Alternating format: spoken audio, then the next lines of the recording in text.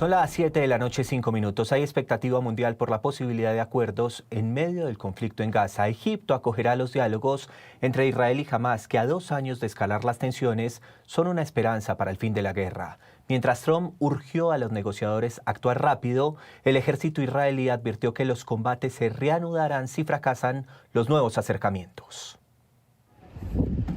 Bajo cautela, pero sobre todo esperanza, están cientos de palestinos por su futuro, sujeto a diálogos en Egipto entre Israel y Hamás.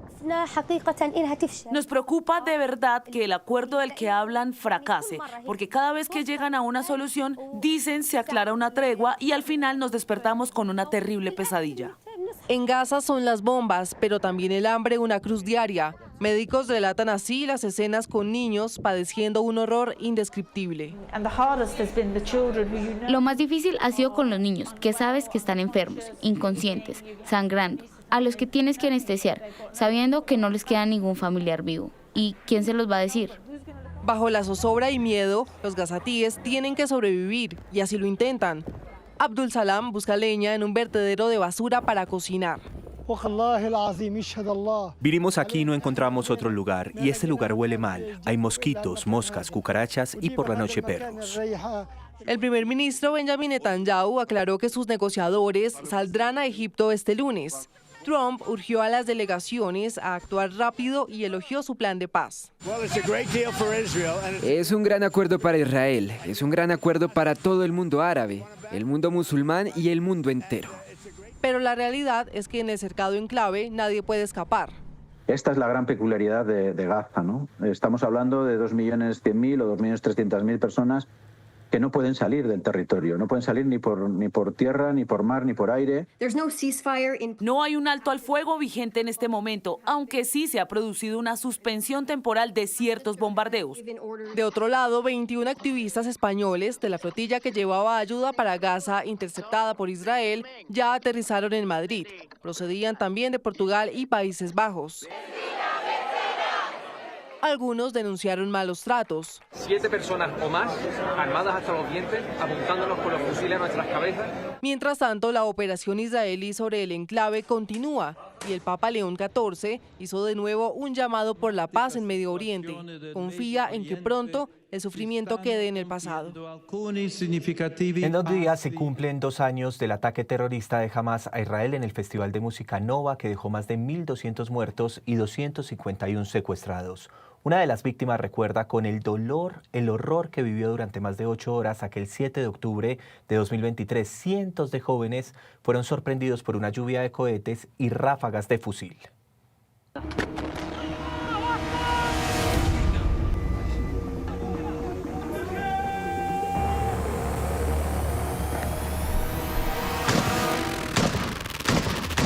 El 7 de octubre de 2023 la música se apagó de golpe en el desierto de Negev en Israel. Lo que debía ser una fiesta terminó en una masacre. Una de las más graves en la historia reciente del Medio Oriente. Centenares de jóvenes, adultos e inclusive niños fueron perseguidos, secuestrados, asesinados. Fue el día del ataque del grupo terrorista Hamás al Festival Nova, que dejó huellas imposibles de borrar. Ese amanecer, Alejandra estaba allí. Lo vio, lo vivió y sobrevivió para contar lo que ocurrió. Las personas que viajaron conmigo en el vehículo, gracias a Dios, están hoy vivas. Pero mis mejores amigas fueron asesinadas. Para Alejandra y sus amigos, el horror comenzó a las 5:45 de la mañana. El cielo se iluminó y todos pensaron en fuegos artificiales, pero era el inicio del ataque, del que empezaron a ser conscientes 45 minutos después, cuando la fiesta terminó inesperadamente. Ya es a las 6:30 que se apagó la música y empezaron a hacer el protocolo de sacar a la gente, de avisar a la gente. Entendí que estaba pasando algo.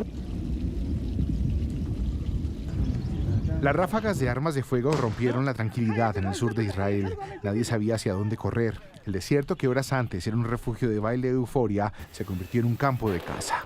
Literal, las balas nos caían al lado. O sea, escuchábamos constantemente el sonido. Nunca en mi vida había escuchado eso. O sea, el sonido de una bala bastante cerca. Es un sonido que nunca escuché nunca había escuchado. Y sabía que era cerca de nosotros porque veíamos cuando caía, todo estaba seco. Entonces escuchábamos una en la pierna, una acá, una acá. Y en algún momento yo recuerdo que le digo a ella, abracémonos, porque si acá le entra una bala a una, le entra a las dos. Yo no me quiero quedar acá sola. En su relato dice que las horas siguientes fueron una condena, disparos y bombas, gritos que pedían auxilio, mujeres suplicando que no las mataran. El festival se convirtió en un infierno en vida para Alejandra y sus amigos. Mientras todo esto pasa, claramente escuchábamos gritos de chicas, gente pidiendo que no la mataran, chicas que las estaban violando, gente que la estaban torturando, pero no podíamos hacer nada, o sea, se los juro que no podíamos hacer nada. Para el grupo de Alejandra, la huida fue el inicio de un viaje al horror de aquella incursión. Ella asegura que lo que vio supera cualquier ficción. Cuerpos colgados, desmembrados, rostros irreconocibles, una violencia sin límites. Cuando yo asomo cuando yo empiezo a correr, es la primera vez que veo lo que escuché por 8 horas. O sea, saben, es que así yo se los dije, me quedo corta. Habían personas colgadas en árboles, desmembradas, niñas abiertas completamente desde cabeza hasta abajo, niñas sin senos, todo tipo de torturas que se imaginen.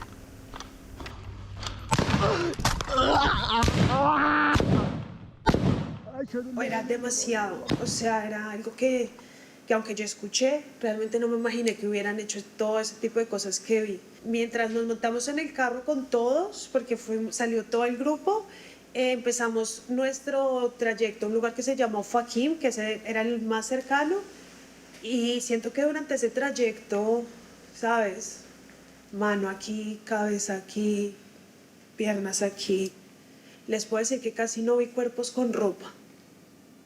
Y en ese día no entendía por qué. De hecho, habían carros mientras yo iba, habían carros que tú ves que habían 5 o 4 personas adentro, pero que solo hay calaveras. O sea, era como, no sé cómo explicarlo hasta el día de hoy. Intento entender qué vi hasta el día de hoy. El golpe más cruel para Alejandra fue aceptar la pérdida. Sus 2 mejores amigas fueron asesinadas con brutalidad. Que mi mejor amiga sí llegó a la fiesta, pero mi mejor amiga no pudo entrar y mi otra amiga con la que yo me encontré se fue a buscarla. Ellas las asesinaron dentro de un migunit. Mi mejor amiga fue allá en un migunit al lado de Reín y mi otra amiga la quemaron viva. Eran más jóvenes que yo. Creo que eso es lo más fuerte que me ha tocado aceptar. Era mi hermana, es mi hermana. La esperanza se mantuvo viva durante 2 semanas, hasta que los cuerpos fueron reconocidos. En ese momento la verdad rompió el alma de Alejandra. Realmente quiero dar un voz por mis amigas que ya no están. Una voz por mis amigas que fueron violadas, porque eso no tiene nombre. Fueron violadas, fueron ultrajadas,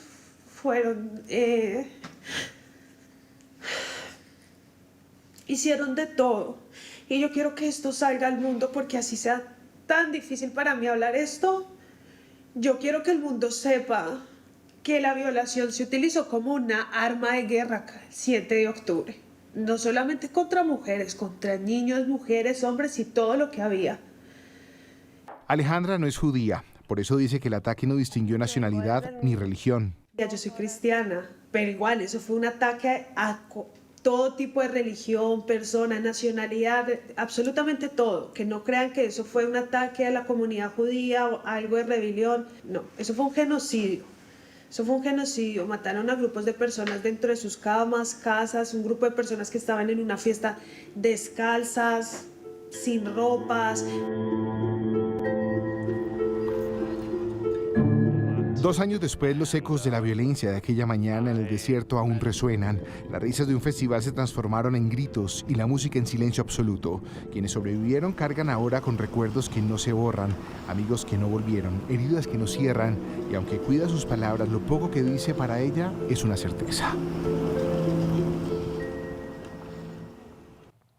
Por estos días se reaviva no solo el dolor por los que ya no están, sino también el clamor por la liberación de quienes siguen secuestrados, entre ellos un colombo israelí que ese mismo día fue raptado por Hamás. Su esposa, Rebeca, describe su drama como un duelo y una espera que ha sido eterna.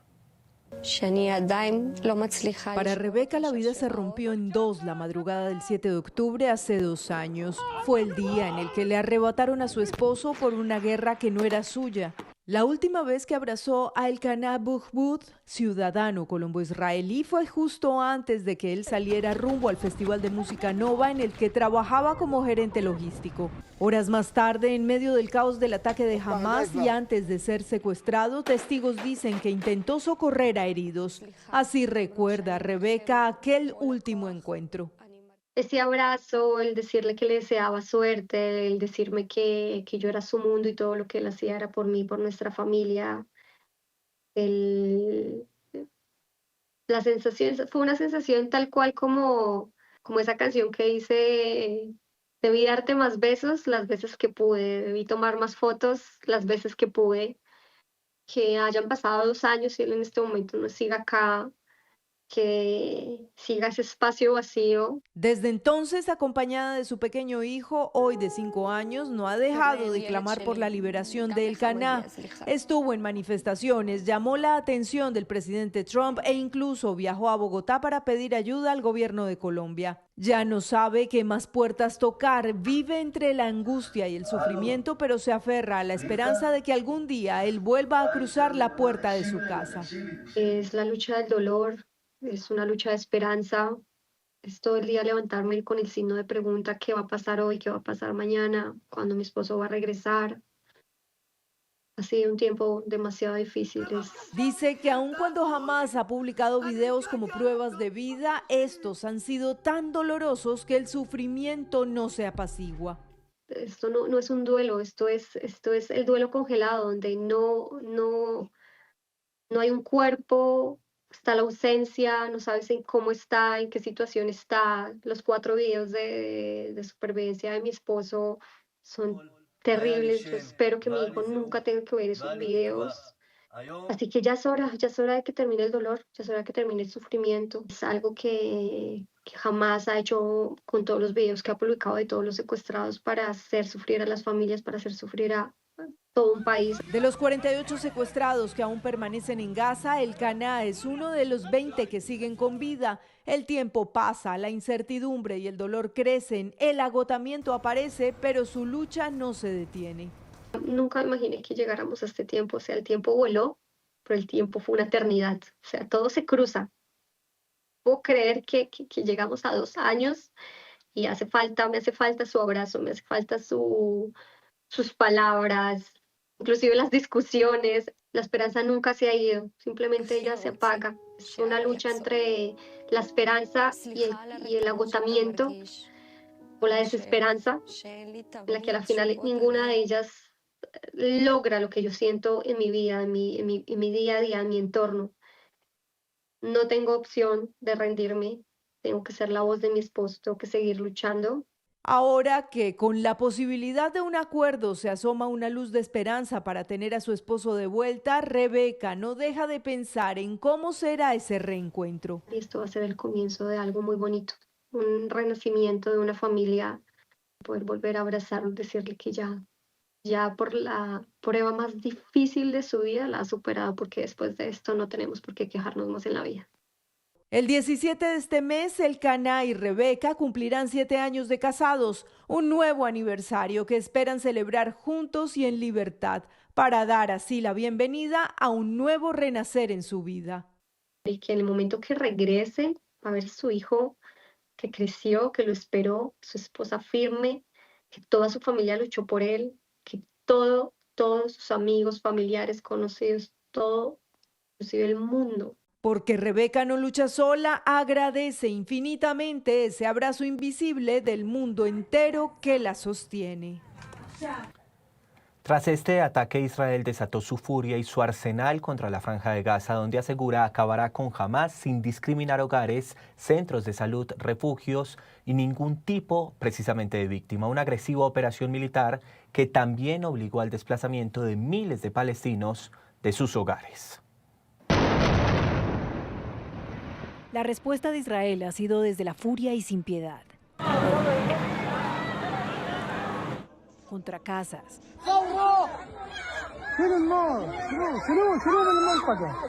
hospitales, escuelas que eran refugio y sedes de la ONU, viejos que ven su tierra desaparecer y una generación entera que está siendo aniquilada en una ofensiva que las tropas de Netanyahu aseguran es dirigida contra terroristas de Hamás. Una guerra que se ha ensañado con la población civil, pero que también Hamás ha usado como escudo. Basta, ten piedad de nosotros. Basta, basta. Una gran ofensiva terrestre y aérea que inició en 2023, pero que se intensificó con un plan para la toma de Gaza en septiembre de este año. El mismo primer ministro israelí advirtió. Y por eso le digo a los habitantes de Gaza, aprovecho esta oportunidad y escúchenme atentamente. Han sido advertidos, váyanse ahora. Cada día bombardeos, desplazamientos, rescates.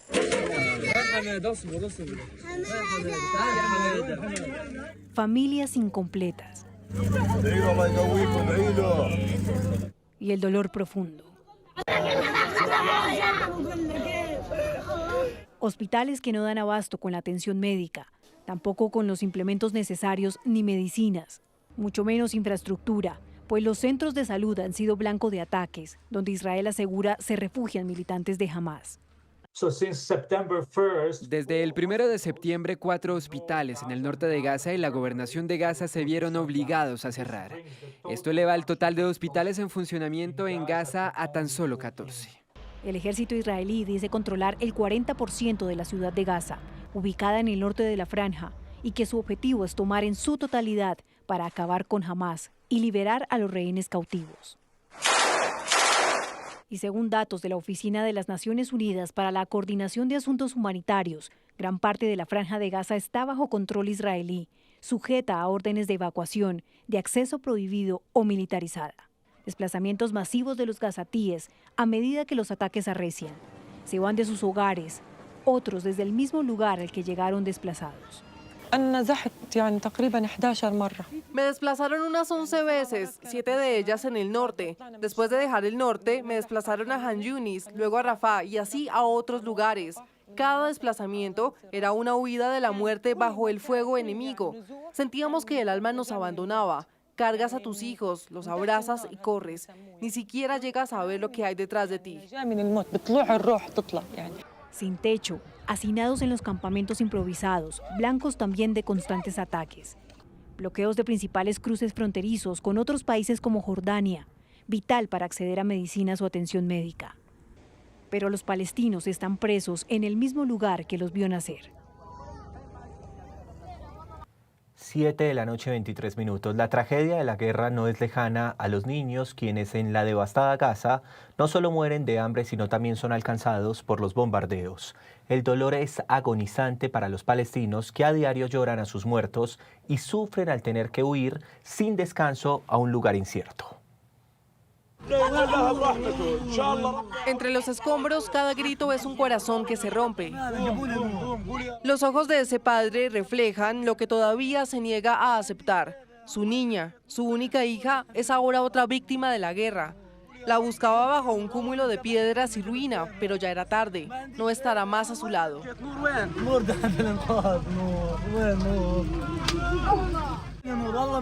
Tráeme a Noor, tráeme a Noor. En 7 años, solo la he tenido a ella. No tengo a nadie más que a ella.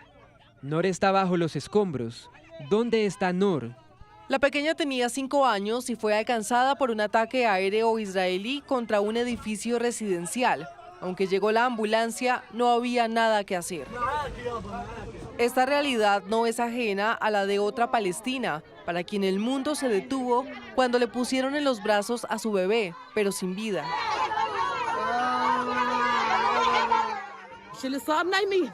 Lo que pasó es que una madre estaba durmiendo con sus hijos y cayeron cohetes sobre ellos mientras dormían. Los cohetes que caen sobre una madre y sus hijos. ¿No está esto prohibido?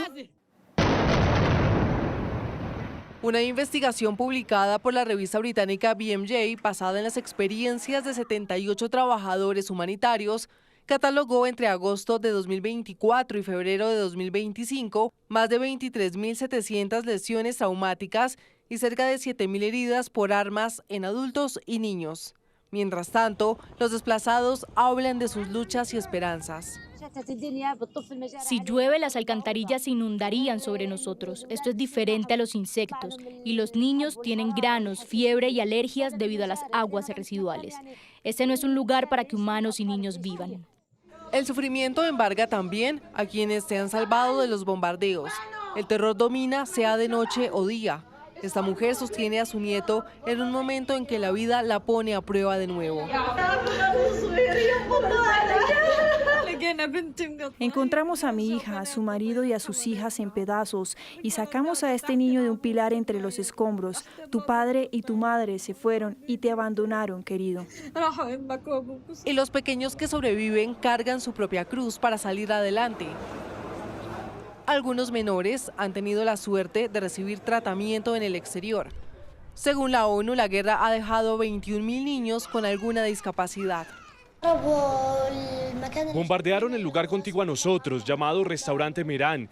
La metralla voló hacia nosotros y yo fui a esconderme en el barril, pero la metralla me alcanzó. Y en la franja, este niño es ejemplo de superación al construir una prótesis con un tubo de plástico.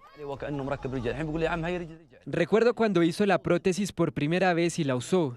Estaba tan feliz, diciéndome, mira tío, me arreglé la pierna. Hoy, con una mirada al pasado, cientos de palestinos lloran sin consuelo a sus muertos, los que un día salieron de casa y no volvieron, o a quienes la muerte encontró en su propio hogar, sin tiempo de luchar por un destino diferente. Y es que la guerra se convirtió en un punto de división dentro de la sociedad israelí. Cada vez son más multitudinarias las protestas en contra del gobierno y de quienes exigen un cese al fuego, aunque pocos israelíes condenan las acciones de su ejército dentro de Gaza.